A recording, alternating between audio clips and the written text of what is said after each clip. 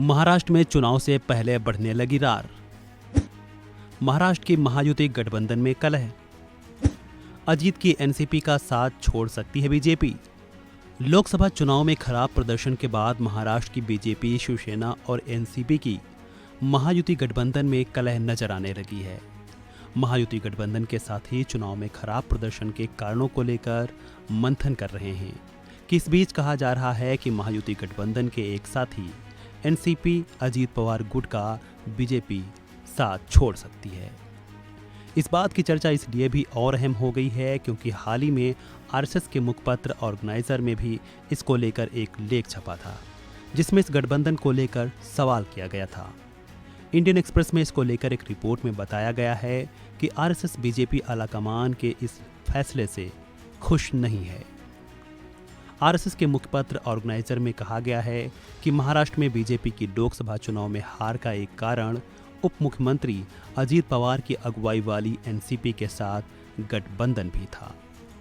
ऐसे में अब अटकलें लगाई जा रही हैं कि क्या बीजेपी अजीत पवार के साथ संबंध तोड़ देगी। कहा जा रहा है कि बीजेपी सीएम एकनाथ शिंदे की अगुवाई वाली शिवसेना के साथ मिलकर विधानसभा चुनाव लड़ सकती है। अखबार से बातचीत में बीजेपी के एक नेता ने कहा कि आरएसएस भाजपा कैडर पवार विरोधी नारे के साथ तैयार किया गया है। सिंचाई और महाराष्ट्र राज्य सहकारी बैंक घोटाले से तार होने के चलते वे अजित पवार विरोधी हैं। लेकिन जब पवार ने भाजपा के साथ हाथ मिलाए तब पवार विरोधी नारा खत्म हो गया।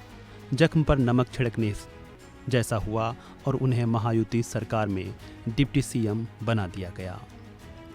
लोकसभा चुनाव में यह साफ दिख रहा था कि आरएसएस भाजपा कैडर एनसीपी उम्मीदवारों के प्रचार के लिए तैयार नहीं थे और कई स्थानों पर उनका मन नहीं था।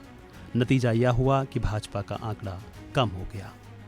रिपोर्ट के मुताबिक संघ कार्यकर्ता रतन शारदा ने लेख में कहा कि अजीत के साथ गठबंधन करने ने भाजपा की ब्रांड वैल्यू कम कर दी, जिसके चलते कहीं न कहीं चुनाव में इसका प्रभाव पड़ा।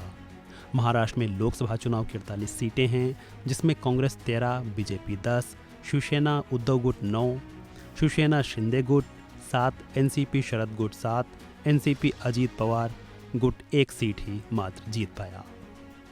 कहा जा रहा है कि अजीत पवार को लेकर अब बीजेपी के लिए नई मुसीबत बन गई है। अगर वह उनका साथ छोड़ती है तो एक प्रकार से मैसेज जाएगा कि बीजेपी ने उनका यूज करके फेंक दिया। बीजेपी के लिए ऐसी नीति भारी पड़ सकती है।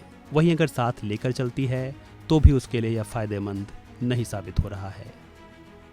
बहरहाल इसको लेकर अजीत पवार या बीजेपी की ओर से फिलहाल आधिकारिक तौर पर कोई भी बयान या जानकारी नहीं दी गई है।